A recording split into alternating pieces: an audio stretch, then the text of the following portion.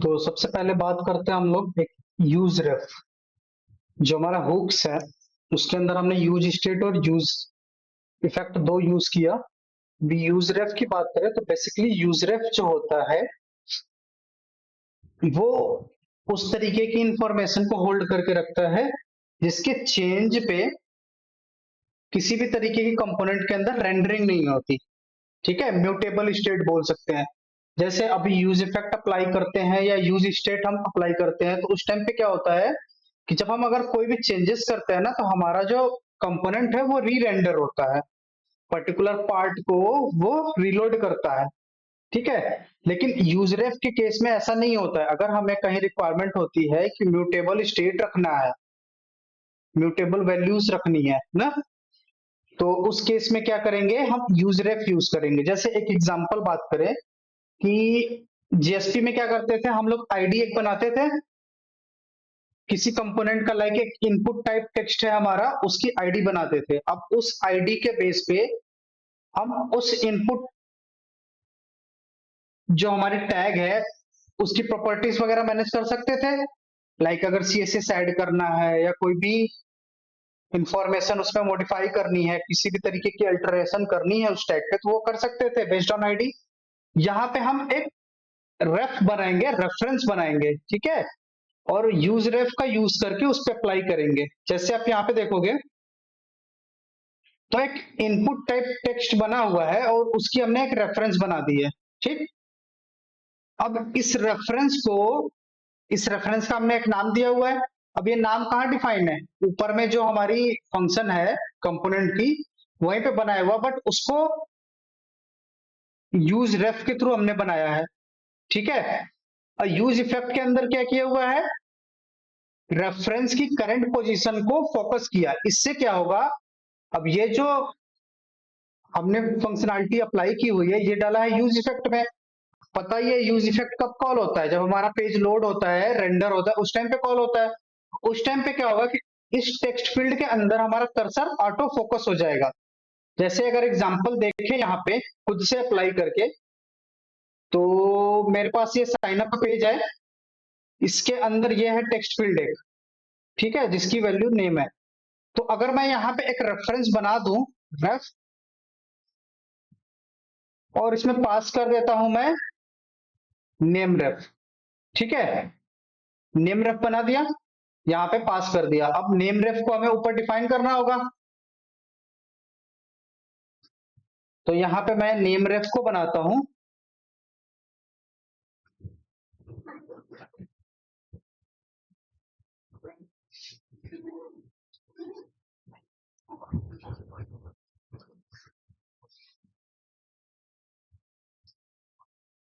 इसको इंपोर्ट भी करना होगा ना, तो इधर मैं इंपोर्ट कर देता हूं।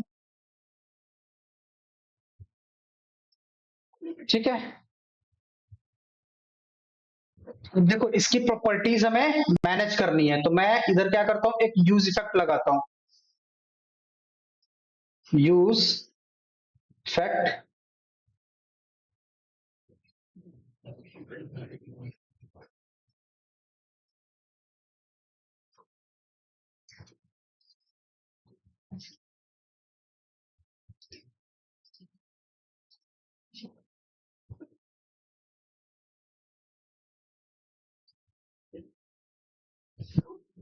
और यहाँ पे इसको फोकस करा लेते हैं फिलहाल।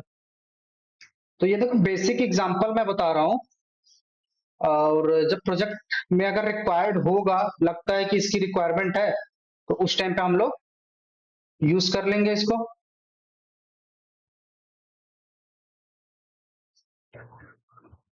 फोकस एप्लीकेशन को मैं स्टार्ट करता हूं, npm स्टार्ट।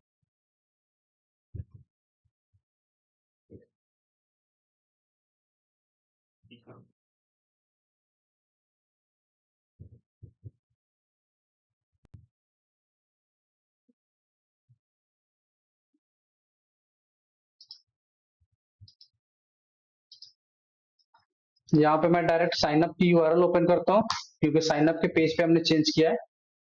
जैसे ही चेंज किया तो ये चला गया फोकस होके ईमेल एड्रेस पे। हमने किस पे लगाया था, ये हमने लगाया है नेम वाले पे, तो ये ईमेल पे क्यों गया? ये ईमेल है और ref।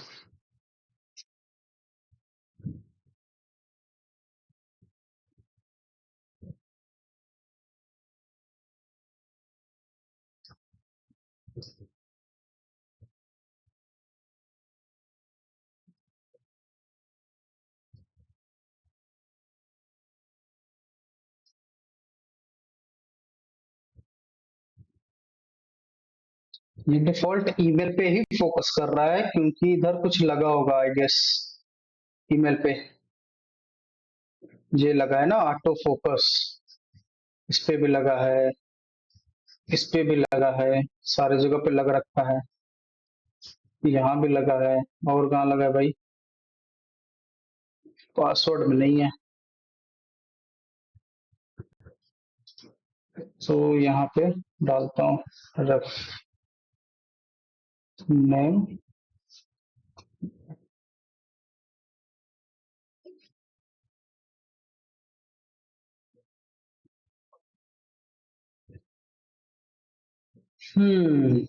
ये फंक्शन उठा नहीं रहा है।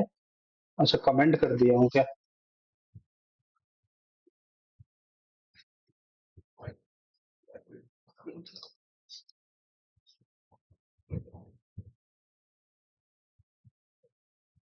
डॉट,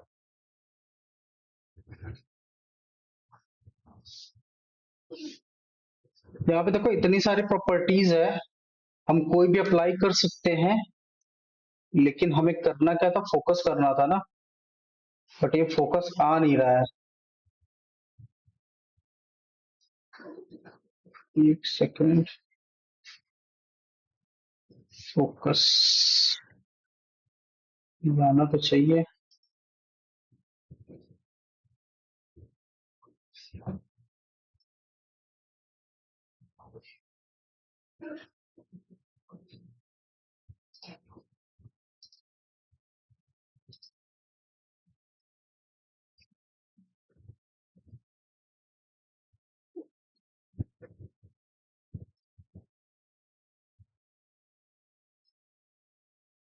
कोड तो सही लिखा है।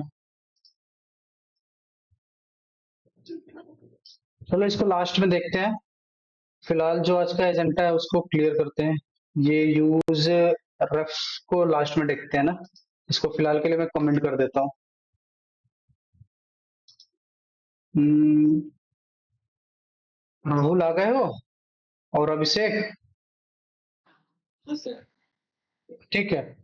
तो बेसिकली आज हम लोग को करना है, कल हमने क्या किया था कि कंपोनेंट बनाया था लास्ट क्लास में, ये साइन अप का, लॉगिन, राउटिंग, ये सारी चीजें किया था ना, और लेआउट किया था। ठीक है, ये सारा इंफॉर्मेशन हमने अप्लाई किया था। ठीक, तो अब क्या करेंगे कि यहाँ पे जो भी डेटा आएगी, इसको पहले तो साइन अप के क्लिक पे ये जो हमारा डेटा है इसको डेटाबेस के अंदर ले चलेंगे, बैकएंड कॉल करके। दूसरा लॉगिन अप्लाई करेंगे। थर्ड थिंग कि हमने एक यूजर का जो कंपोनेंट बनाया है, उधर हम सारे रजिस्टर्ड यूजर को गेट करेंगे। ठीक, तो उसके लिए बैकएंड को मैंने बैकएंड बना के रखा हुआ है, एक बार ओवरव्यू दे देता हूँ बैकएंड में। जो भी कंट्रोलर है, पहला मैंने कोर्स ओरिजिन बनाया है, ये यहाँ पे मैंने लोकल होस्ट 3000 को इनेबल किया हुआ है क्योंकि हमारा जो रिएक्ट का ऐप है इसी पे चल रहा है। ठीक है, उसके बाद मैंने कंट्रोलर बनाया हुआ है एक यूजर कंट्रोलर। ठीक है, इसका बेस पाथ है एपीआई स्लैश यूजर, इसके अंदर है एक गेट ऑल यूजर, दूसरा है रजिस्टर, ये क्या है, मेथड का नाम गलत है, ये रजिस्टर यूजर होगा, गेट की जगह सेव होगा। ठीक है, तो ये क्या है, रजिस्टर यूजर है हमारा, यूजर को रजिस्टर करेगा यहां से। ठीक, अगर यूजर ऑलरेडी रजिस्टर्ड होगा तो एक्सेप्शन हमें मिल जाएगा, सेम ईमेल आईडी से अगर रजिस्टर हुआ तो। ठीक है, ये इसका टाइप है पोस्ट। थर्ड हमने बना रखा है लॉगिन के लिए, कि सक्सेसफुली जब लॉगिन हो जाएगा तो ये आएगा, अगर गलत क्रेडेंशियल डालेंगे तो अनऑथराइज एक्सेस का एरर आ जाएगा हमारे पास। ठीक, डेटाबेस की अगर मैं बात करूं तो डेटाबेस के लिए मैंने एक टेबल बनाया हुआ है और टेबल की इंफॉर्मेशन हमारे पास है ये। ठीक है, मैंने हाइबरनेट जेपी एक यूज से बनाया है, आप लोग को अभी ये पढ़ाया नहीं हूँ, बट मैंने बैकग्राउंड में इसको बनाया है, तो वो आगे देखेंगे। ठीक है, जब क्लास होगी ना हाइबरनेट जेपीए की तब देख लेंगे इसको। तो डेटाबेस एक बार दिखा देता हूँ, पैरेलल इसको भी खोल के रखते हैं। ठीक है, तो डेटाबेस मैंने पॉइंट किया है ecom db को, और यहाँ पे मेरे पास टेबल है यूजर डिटेल। ऑलरेडी एक रिकॉर्ड इंसर्टेड है यहाँ पे। ठीक है, एक रिकॉर्ड पहले से पड़ी हुई है, इस वजह से ये दिख रहा है। हम लोग नया नया रजिस्टर करते हैं, तो उसके लिए सबसे पहले हमें बैकएंड को स्टार्ट करना होगा अपने। ये ई कॉमर्स ऐप, इसको स्टार्ट करते हैं।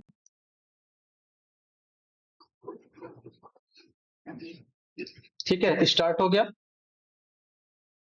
अब देखो फ्रंट एंड में क्या किया है, कंपोनेंट तो बनाया ही था, एक मैंने सर्विस फोल्डर के अंदर सर्विस भी बनाया है, यूजर सर्विस। ठीक है, तो यूजर सर्विस बेसिकली रिस्पॉन्सिबल होगा हमारी बैकएंड एपीआई को कॉल करने के लिए, और यहाँ पे एक्सियोस यूज किए हुए हैं। ठीक, एसिंक्रोनस कॉलिंग होगी।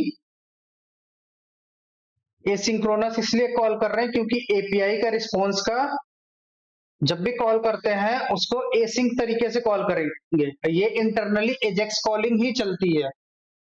अगर इंटरनल बात करें, ये तो है फ्रेमवर्क, लाइब्रेरी हम रिएक्ट की यूज कर रहे हैं, उसका फीचर्स यूज कर रहे हैं, बट इंटरनली क्या करता है वो, जब एजेक्स कंट्रोलर बनाते थे एजेक्स के थ्रू कॉल करते थे, वही काम यहाँ से हो रहा है। ठीक है, तो मेथड पहले से बना के रखा है साइन इन, और इधर हम डेटा को बाइंड कर रहे हैं जेसन में। अब बनाने के बाद एक्सियोस डॉट पोस्ट यूआरएल डाल दिया, अपने डेटा को डाल दिया, और इधर हेडर को ऐड कर दिया। ठीक, उधर से रिस्पॉन्स आया, उसी रिस्पॉन्स को एज इट इज रिटर्न कर देंगे, और एरर आया तो एरर को यहाँ पे लॉक करा के रिटर्न कर लेंगे।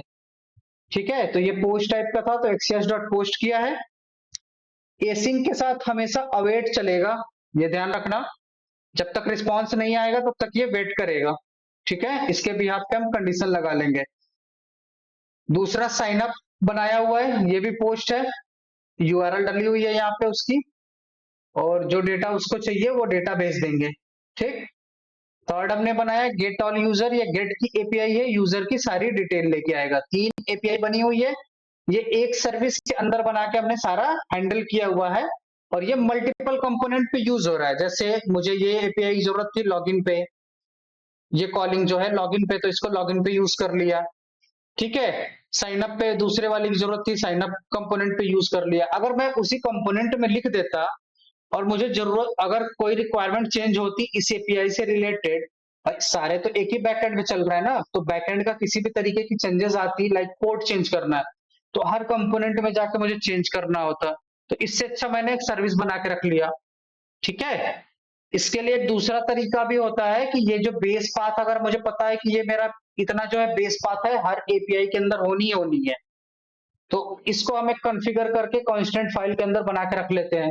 ठीक, तो ये सारी चीजें तो प्रोजेक्ट में देखेंगे जब करेंगे, कांस्टेंट कैसे बनाते हैं, ये बार बार जो हेडर ऐड कर रहे हैं इसको वन प्लेस से कैसे हैंडल करें, रिपीटिव जो कोड है। ठीक है, तो यहाँ पे सर्विस बना के रख लिया है, इसी को कॉल कर रहा है। ठीक, तो साइन अप के अंदर आते हैं, साइन अप के अंदर जस्ट इस मेथड को कॉल किया हुआ है हैंडल सबमिट पे। ठीक है, हैंडल सबमिट पे क्या हो रहा है कि ऊपर में देखो, ये डेटा हम गेट कर लेते हैं यूज स्टेट से फील्ड की, उसमें सेट करके, और जस्ट सिंपल हम अवेट लगा के साइन अप को कॉल कर लिया। ठीक है, और उसके रिस्पॉन्स के बेस पे हम यहाँ पे कंसोल करा रहे हैं, अगर 200 आया तो सक्सेस हो गया, अदरवाइज एरर रिटर्न करेगा। तो चलो इसको कॉल करते हैं हम। एप्लीकेशन मेरा ऑलरेडी रन है, बैकएंड भी रन है, ये भी चल रहा है हमारा रिएक्ट भी। तो यहाँ से डिटेल भरते हैं पहले। तो यहाँ पे मैं डालता हूँ अभिषेक, मोबाइल नंबर में डमी डाल देता हूँ। ठीक है, और एक ईमेल आईडी डाल देता हूँ @gmail.com। पासवर्ड में मैंने डाल दिया 123, और इसको साइन अप करता हूँ। ठीक है, साइन अप किया तो इंस्पेक्ट करके देखो यहाँ पे मैंने हैंडल नहीं किया हुआ है सक्सेस पे, तो देखो उधर से मेरे पास मैसेज आ गया, बैकएंड से मैसेज आया यूजर रजिस्टर। ठीक है, ये बैकएंड से मेरे पास मैसेज आया है। और डेटाबेस अगर चेक करें तो देखो अभी ऑलरेडी एक रिकॉर्ड है पहले से और दूसरी भी यहाँ पे रजिस्टर हो गई। पासवर्ड स्टोर नहीं हुआ, इसका रीजन क्या है वो चेक करते हैं। देखो मैंने पासवर्ड तो यहाँ पे डाला था बट ये स्टोर नहीं हुआ डेटाबेस में। तो इसके लिए क्या कराते हैं ना कि हम डिबग करके चेक कर लेंगे लॉग, अगर कभी ऐसा सिनेरियो आता है तो लॉग लगा के चेक कर लेंगे। तो जस्ट सिंपल सर्विस पे ही चलते हैं और यहाँ पे जो हमारा डेटा है ना इसी को लॉग करते हैं कि भाई यहां से तो जा रहा है ना, लॉग और डेटा।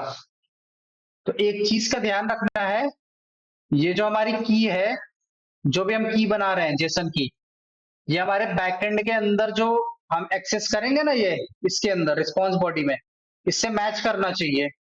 तो यहाँ पे देखो मैंने क्या किया, ये पासवर्ड को ना जेसन इग्नोर लगा दिया है, मतलब ये जेसन में पार्टिसिपेट ही नहीं करेगा, इस वजह से वो अप्लाई नहीं हुआ। ठीक है, तो इसको मैं हटा दूंगा तब शो होने लगेगा। जेसन इग्नोर क्या करता है कि वो वेरिएबल जो है पार्टिसिपेट ही नहीं करेगा जेसन में, चाहे रिक्वेस्ट हो चाहे रिस्पॉन्स हो, इस वजह से वो प्रॉब्लम आई। ठीक, तो चलो फिर से रजिस्टर करते हैं, रिकॉर्ड को रहने देते हैं, वैसे ही देख लेंगे बाद में।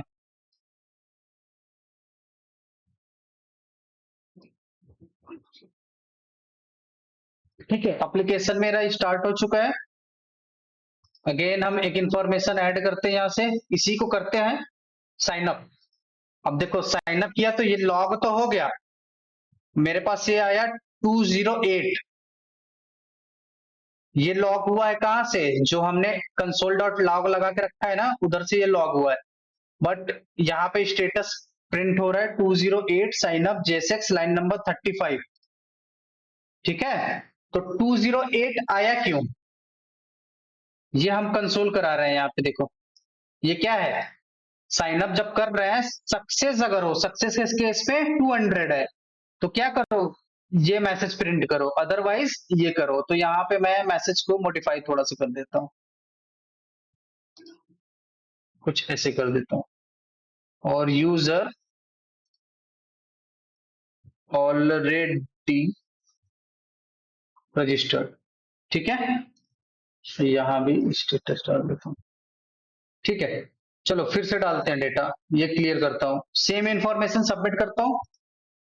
क्या आया हमारे पास message, user already registered 208। Database में चेक करोगे कोई चेंज नहीं हुआ, क्यों, क्योंकि हमने चेक लगा के रखा हुआ है एक, कहां पे, अपने सर्विस लेयर पे। इसको सेव यूजर जब करने गया तो यहाँ पे आओगे तो देखो इधर चेक लगा के रखा है कि जो ईमेल आईडी है उस ईमेल आईडी से डेटा निकालो, अगर डेटाबेस में मिल जाता है तो एक एक्सेप्शन थ्रो कर दो, यूजर ऑलरेडी रजिस्टर्ड। और ये कंट्रोलर पे आएगा, कैच करेंगे यहाँ पे। तो यहाँ पे कैच करके देखो क्या रिटर्न कर रहे हैं, जो मैसेज हमने डाला था यूजर ऑलरेडी रजिस्टर्ड वो डाल दिया, और स्टेटस में रिटर्न कर दिया ऑलरेडी रिपोर्टेड, जिसका कोड क्या है 208 एरर कोड। ठीक है, अगर एक्सेप्शन नहीं आता सेव हो जाता ये, तो ये ब्लॉक रन करता यूजर रजिस्टर्ड और इसका स्टेटस कोड क्या होता 200। ठीक है, तो ऑलरेडी यूजर रजिस्टर्ड है इस नाम ईमेल आईडी से, इस वजह से आया, तो इसमें कुछ चेंज कर देता हूं मैं, अभिषेक डॉट वाई, और इसको साइन अप करता हूं। देखो इसको साइन अप किया तो क्या हुआ, यूजर रजिस्टर्ड और 200 मैसेज आ गया हमारे पास। ठीक, नया एक इंफॉर्मेशन और डालते हैं यहाँ पे, राहुल।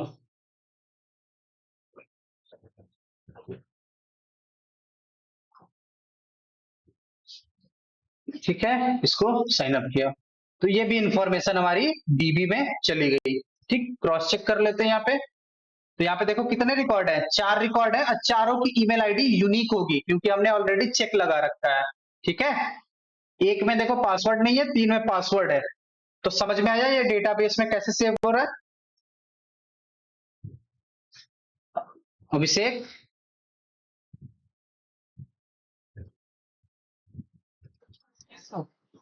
Yes sir. समझ समझ में आया ये पूरा चीज। कि बैकएंड में कैसे लॉजिक लगा के हैंडल कर रहे हैं रजिस्ट्रेशन को, अगर ईमेल आईडी से रजिस्टर्ड है तो। और उस कंडीशन के बेस पे हम चाहे तो यहाँ पे मैसेज भी अप्लाई कर सकते हैं। ठीक है, लॉगिन अप्लाई करते हैं, लॉगिन के पेज पे आते हैं। अब ईमेल आईडी और पासवर्ड के बेस पे हम लॉगिन करेंगे। ठीक है, तो लॉगिन कंपोनेंट पे आ जाते हैं यहाँ पे। ये तो हमने पहले कर रखा था, मेथड बनाया था और डेटा को गेट कर रहे थे, ईमेल आईडी और पासवर्ड। अब सिंपल क्या कर रहे हैं, साइन इन मेथड को कॉल कर रहे हैं जो हमारी सर्विस में है, और यहां से हम यूजर नेम के अंदर ईमेल आईडी को सेट कर रहे हैं, पासवर्ड के अंदर पासवर्ड को सेट कर रहे हैं। क्यों?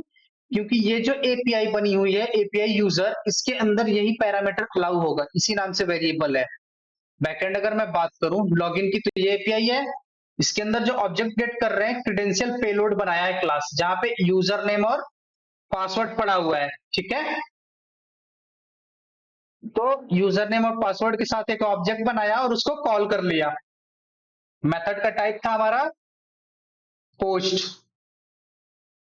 तो हमने पोस्ट किया। तो अगर साइन इन होगा, उधर से क्या रिटर्न मिलेगा मुझे, 200, अदरवाइज 401। यहां पे मैसेज कर देता हूं मैं, अनऑथराइज एक्सेस, अनऑथराइज्ड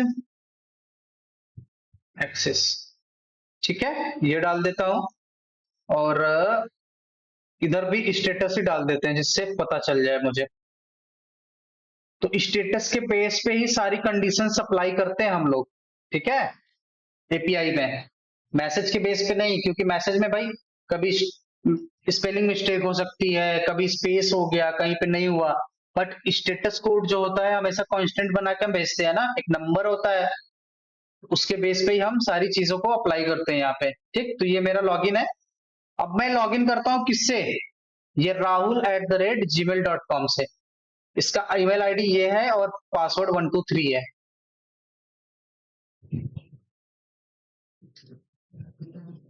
तो यहाँ पे मैंने ईमेल आईडी डाला, पासवर्ड में 123, लॉगिन सक्सेसफुल 200, मेरे पास मैसेज आया। ठीक है, अब इस जैसे ही सक्सेस हुआ, 200 हुआ, तो ये हमने कोड लिख रखा है ना, स्टेटस को 200 हो तो कंसोल करो। तो भाई यहाँ पे अपनी लॉजिक लगा सकते थे, जैसे ही लॉगिन हो गया तो डैशबोर्ड में चले जाओ, जो हमारा उधर से कुछ इंफॉर्मेशन आया है उसको स्टोर करके रख लो। जैसे इंफॉर्मेशन क्या आ रहा है वहां पे, यहाँ पे देखोगे अगर एपीआई में, तो रिटर्न हम क्या कर रहे हैं, जैसे ही यूजर हमारा लॉगिन होता है तो पूरी की पूरी यूजर को ही रिटर्न कर देते हैं यहाँ से। ठीक है, तो आप अगर प्रिंट कराओगे तो यूजर, उस यूजर की पूरी इंफॉर्मेशन हमें मिल जाएगी जब लॉगिन करेंगे। तो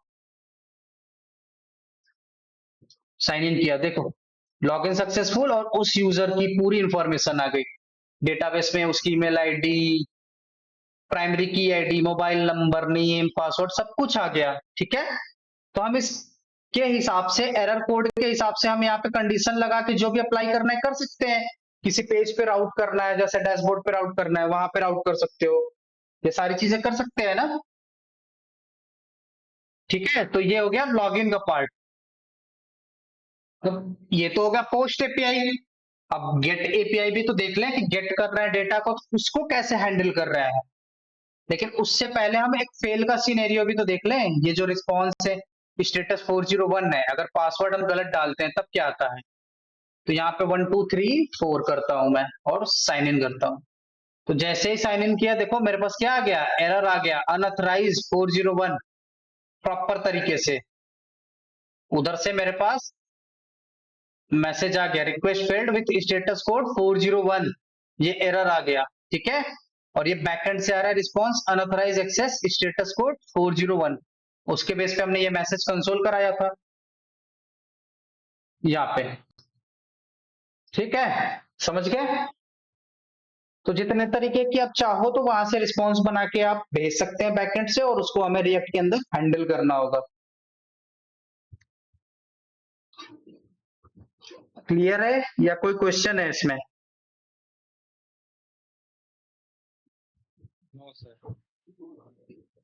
ठीक है, चलो तो एक, ठीक है, अब एक गेट की एपीआई मैंने यहाँ पे बना रखी है, गेट ऑल यूजर जिसमें क्या हो रहा है कि पूरे यूजर के डिटेल को हम ला रहे हैं, जितना भी यूजर मेरे डेटाबेस में पड़ा हुआ है, ये सारे रिकॉर्ड को, इस सारे रिकॉर्ड को ला रहा हूं एपीआई के कॉल पे। और ये यूजर नाम का कंपोनेंट है, इसके अंदर मैंने मटेरियल का टेबल यूज किया हुआ है ये, और यहाँ पे उसको आइटरेट करके दिखा रहे हैं।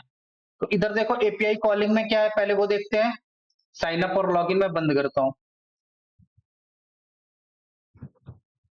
साइन अप और लॉगिन में बंद करता हूं। और कहाँ गया ये गेट ऑल यूजर।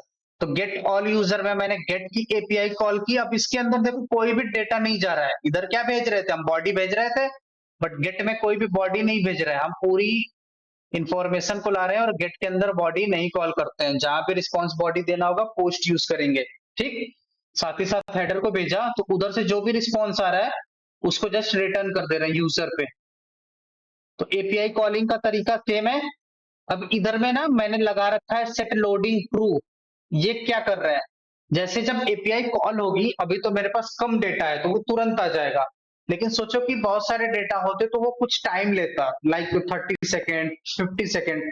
तो वहां पे हम प्रॉपर लोडिंग का मैसेज दिखा सकते हैं कंडीशन लगा के। तो उसके लिए मैंने एक यूज स्टेट बनाया है, ठीक है। डिफॉल्ट में मैंने उसको फॉल्स रखा है। जैसे ही मेरी एपीआई कॉल हो रही है उसको मैं ट्रू कर दे रहा हूं। और सारा प्रोसेस होने के बाद क्या कर रहा हूं, उसको फॉल्स कर दे रहा हूं यहाँ पे, ठीक है। तो इस वेरिएबल के अंदर क्या होगा, जैसे एपीआई कॉल होगा उस टाइम पे ट्रू होगा। कॉलिंग करते ही ये मेथड जैसे ही कॉल हुआ उस टाइम पे इसके अंदर ट्रू सेट कर दिया आपने लोडिंग वेरिएबल के अंदर।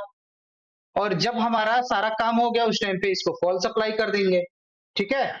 तो ये तो हमने स्टेट मैनेज कर रहे हैं हर एक कंडीशन पे अपने। और इसको यूज कैसे करते हैं वो नीचे हम देखेंगे, ठीक। तो अब देखोगे तो ये जो फंक्शन है मैंने यूज इफेक्ट के अंदर बना के रखा है। क्यों, क्योंकि मुझे चाहिए कि जैसे ये यूजर कंपोनेंट मेरा लोड हो उसी टाइम पे ये कॉल हो जाए, उसी टाइम पे कॉल हो जाए और मेरी पूरी इंफॉर्मेशन को लेके चला आए। और लेके जब आए तो रिस्पॉन्स डॉट डेटा के अंदर मेरी पूरी की पूरी लिस्ट ऑफ इंफॉर्मेशन होगी यूजर की, उसको मैं कहा कर रहा हूं, सेट यूजर्स कर रहा हूं। और ये ऊपर देखो बना के रखा है एरे टाइप का, एरे टाइप का इसको मैंने बना के रखा है। और ब्लैंक एरे मैंने इनिशियल स्टेट में डाल दिया है इधर, ठीक। और सेट एरर के लिए भी मैंने एक यूज स्टेट बना लिया कि अगर किसी तरीके की एरर है उसको भी मुझे मैनेज करना है तो वो भी यहां से कर सकते हैं। जिस तीनों का यूज हम नीचे कर रहे हैं, ठीक। नीचे कहाँ कर रहे हैं, तो फर्स्ट टाइम क्या होगा जब पेज लोड होगा तो ये चेक कर रहे हैं यहाँ पे कंडीशन। तो ये जो है ना कि अगर जब वैल्यू ये ट्रू होगी, ट्रू के केस में क्या करेगा, अगर ट्रू है तो ये वाली कंडीशन चलाओ, अदरवाइज उसके नीचे वाली कॉल करो। ये जैसे हम इफ एल्स लिखते थे, तो इफ एल्स में क्या होता है कि अगर यहाँ पे कंडीशन मेरी ट्रू है तो ट्रू वाली ब्लॉक चलाओ। तो यहाँ पे हम कंडीशन चेक कर रहे हैं कि अगर मेरी ट्रू है तो ये अप्लाई करो, अदरवाइज नीचे चले जाओ, ठीक है। वैसे ही एक्सेप्शन के केस में कर रहे हैं कि अगर इसमें डेटा मिलता है तब तो ये अप्लाई करो, अगर नल है तो फिर नीचे चले जाओ, ठीक है। तो ये जो कंडीशन चेक होगी नल और ट्रू के केस में अप्लाई करेगा अपने ब्लॉक को, समझ गए। ये जो ब्लॉक हमने बना के रखा हुआ है ये नल और ट्रू के केस में अप्लाई होगा, अदरवाइज वो नीचे एग्जीक्यूट करेगा, ठीक। तो जैसे एक मैं सिनेरियो पॉजिटिव का जनरेट करूंगा, उससे पहले आइट्रेशन दिखाता हूं। तो यहाँ पे देखो क्या किया है, यूजर का एक लूप चलाया है जिसके अंदर सिंगल सिंगल यूजर निकाल रहे हैं। और उस यूजर के अंदर से हम फील्ड को सारे को निकाल के टेबल के सेल के अंदर डाल दे रहे हैं जो टीडी होता है। तो मटेरियल का टेबल देखोगे तो ये सिंटेक्स समझ में आ जाएगा। ये टेबल की बॉडी है, टेबल का रो है और टेबल का सेल है, ये मटेरियल का टेबल है। जैसे हम लोग बनाते थे ना T body, T R, T D, वही यहाँ पे हो रहा है, ठीक है। अब बस हम यहाँ पे वेरिएबल पास करके उसकी वैल्यू को निकाल रहे हैं, ठीक। तो एक सक्सेस का सिनेरियो चेक करते हैं इंफॉर्मेशन कैसे प्रिंट हो रही है। यहां से मैं यूजर वाली एपीआई को कॉल करता हूँ, सॉरी कंपोनेंट को। तो यूज इफेक्ट के हेल्प से पूरी की पूरी इंफॉर्मेशन लेके आ जाएगा। ये देखो पूरा इंफॉर्मेशन लेके आ गया और यहाँ पे इसको प्रिंट भी कर दिया। अब डेटाबेस में तो पासवर्ड है लेकिन मैंने यहाँ पे पासवर्ड को शो नहीं किया है, इस वजह से पासवर्ड दिख नहीं रहा है। मैंने जो 3 वैल्यू दिखाया है ना बस वही दिख रहा है, पासवर्ड और आईडी नहीं दिख रहा है। और ये जो वैल्यू है ना ये सीरियल नंबर है जो कि हम खुद से जनरेट कर रहे हैं, इसका डेटाबेस के इस आईडी से कोई लेना देना नहीं है। ये सीरियल नंबर हम खुद से जनरेट कर रहे हैं। वो कैसे कर रहे हैं यहाँ पे देखोगे तो लूप का मैंने इंडेक्स दिया है और इंडेक्स क्या होगा, 0 से स्टार्ट होता है। ये टेबल का रो यूनिक बनाने के लिए भी इंडेक्स अप्लाई किया है, ठीक है। तो यहाँ देखो इंडेक्स +1 कर दिया, तो फर्स्ट जब रो क्रिएट होगा लूप आइटरेट होके तो 0 + 1 मतलब 1 हो गया। सेकेंड इंडेक्स मेरी 1 होगी तो 1 + 1 2 हो गया। तो ऐसे ही ये तब तक चलेगा जब तक कि पूरी की पूरी ये लिस्ट आइटरेट नहीं हो जाती। तो उसी के हिसाब से ये बना है। अब ये तो देखो सक्सेस का केस हो गया। अब डेटा बहुत सारा था, इस बहुत ज्यादा नहीं था, इस वजह से तुरंत यहाँ पे आ गया, लोडिंग वाली चीजें अप्लाई नहीं हुई। ठीक है, अगर ऐसा कुछ होता कि मुझे ये अप्लाई करना ही करना है तो अगर बहुत सारा डेटा होता तब करते, या फिर नॉट का सिंबल लगा के मैनेज कर लेते इसका, नॉट इक्वल टू ट्रू। या इधर अगर हम फॉल्स सेट कर दें, जैसे यहां से ट्रू के लिए अप्लाई हो रहा है और इधर भी मैं अगर इनिशियल ट्रू ही कर दूं, ट्रू, फॉल्स करूं ही नहीं फाइनली में, तो ये देखो लोडिंग भी दिख रहा है, दिख रहा है ना लोडिंग। और हमारा जब डेटा उसको मिल गया तो डेटा भी शो कर दिया। ठीक है, तो ये लोडिंग के लिए हमने लगा के रखा था।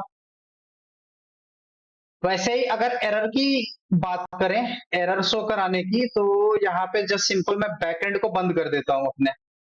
तो अगर बैकएंड बंद है तो मेरी एपीआई तो कॉल होगी नहीं, भी डेटा है।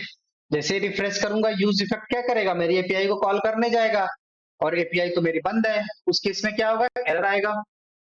देखो यहाँ पे ये अप्लाई क्या हुआ था, पहले लोडिंग था क्योंकि वो एपीआई को कॉल कर रहा था। जैसे ही एरर आया तो उस लोडिंग को हटा के फेल टू फेच यूजर, जो कि हमने ऊपर में ये सेट करके रखा है। ये फर्स्ट टाइम आपने देखा होगा तो लोडिंग अप्लाई हुआ था क्योंकि ट्रू था और वेट कर रहा था, उधर से थोड़ा सा टाइम लगा एरर आने में। और जैसे ही एरर आ गया तो फाइनली ब्लॉक के अंदर जाके ये फॉल्स किया और एरर को शो किया। देखो रिफ्रेश करते हैं यहाँ से, देखो लोडिंग है, एरर आ जाएगा तो ये लोडिंग हट गया और फेल टू फेच यूजर। समझ गए। इस तरीके से हम अपने HTML के अंदर भी कंडीशंस लगा के कोड को लिख सकते हैं और आइटरेट करके इंफॉर्मेशन को हम अप्लाई कर सकते हैं।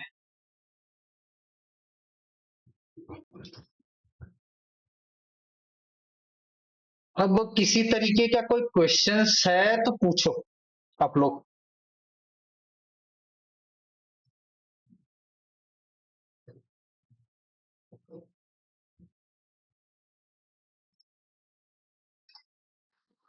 Clear sir. सारा कुछ क्लियर है। तो ये मैं कोड जो मैंने प्रोजेक्ट भेजा था ना उसी में मैंने किया हुआ है। ये मैं कोड अगर आप लोग को चाहिए तो बता दो, मैं भेज दूंगा।